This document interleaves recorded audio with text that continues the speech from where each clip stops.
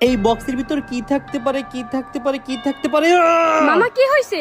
দেখ আমার কাছে এটা কি আসছে। কি এইটা? Wow, gift box. তাহলে টেনশন করতেছ কেন? এইটা শুধুমাত্র একটা গিফট বক্স না, এটার ভিতরে আমার থেকে প্রো কিছু একটা আছে। কি? তোমার থেকে বেশি প্রো? এটা কি করে সম্ভব? আমি বিশ্বাস করি না। বিশ্বাস তো আমিও করি না, কিন্তু চিঠিতে তাই লেখা। তাহলে চলো এক্ষুনি বক্সটা খুলি। চল।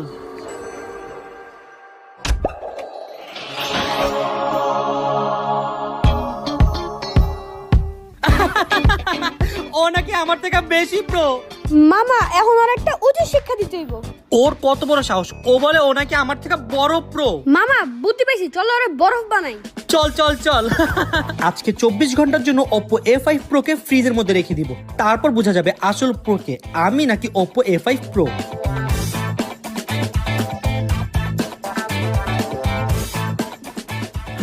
বরফ হয়ে